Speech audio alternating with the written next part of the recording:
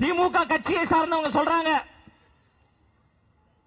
நேத்து வந்தவெல்லாம் முதலமைச்சர் ஆகணும்னு ஆசைப்படுறாப்புல, கூத்தாடி எல்லாம் முதலமைச்சராக வேண்டும் என்று ஆசைப்படுறாங்க அப்படின்னு சொல்றாங்க.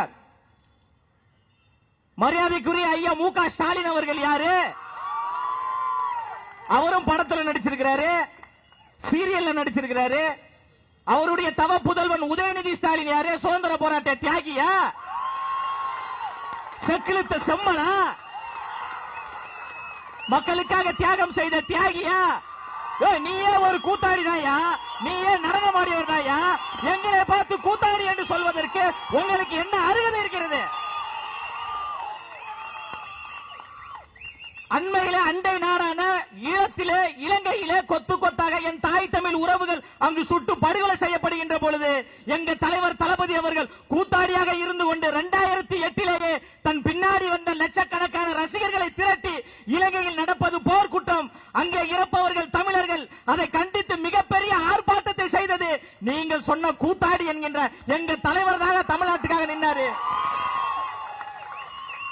தமிழ்நாட்டு மீனவர்கள் சிங்கள ராணுவத்தால் சுட்டு படுகொலை செய்யப்பட்ட போது அதை பார்த்து மௌனமாக இருந்தீர்கள். தலைவர்களாக இருக்கின்ற நடிகர்கள் நீங்கள், நடிகராக இருந்த எங்க தலைவர் தன்னுடைய ரசிகர்களை திரட்டி இலங்கையில் நடப்பது மிகப்பெரிய ஒரு குற்றம், தமிழ்நாட்டு மீனவர்களை சுட்டு படுகொலை செய்றீங்க, அதை வன்மையாக நான் கண்டிக்கின்றேன். இதே சம்பவம் தொடர்ந்து நீடித்தால் உலக வரைபடத்தில் இலங்கை என்கின்ற ஒரு நாடு இல்லாமல் போயிடும் என்று கண்டித்தவர் எங்க தலைவர் தளபதி அவர்கள். யாரை பார்த்து நீங்க கூத்தாடின்னு சொல்லுவீங்க? ஆமா, அவர் கூத்தாடி தான். கூத்து என்பது கலை, கூத்து என்பது மக்களை மகிழ்விப்பது. லட்சோப லட்சக்கணக்கான தமிழ்நாட்டு மக்களை கூத்து என்கின்ற கலையின் மூலம் மகிழ்வித்தாரா இல்லையா தலைவர்? தலைவர்களாக நீங்கள் எல்லாரும் கூத்தாடியாக மாறிட்டீங்க. கூத்தாடியாக இருந்த எங்க தலைவர் லட்சோப லட்சக்கணக்கான இளம் தலைமுறைகளை தலைவர்களாக உருவாக்கி இருக்கிறாரு. அண்ணா என்கின்ற 3 எழுத்து தமிழ்நாட்டில் மிகப்பெரிய புரட்சியை ஏற்படுத்தியது. எம்ஜிஆர் என்ற 3 எழுத்து தமிழ்நாட்டில் மிகப்பெரிய எழுச்சியை ஏற்படுத்தியது. அதன் பிறகு விஜய் என்கின்ற 3 எழுத்து எழுச்சியையும் புரட்சியையும் தமிழ்நாட்டில் ஏற்படுத்த போகிறது.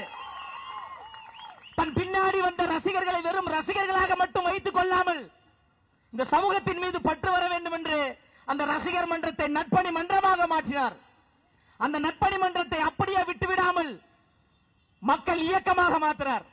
அந்த மக்கள் இயக்கத்தை தமிழக வெற்றி கழகம் என்கின்ற ஒரு அரசியல் கட்சியாக உருவாக்குறார்.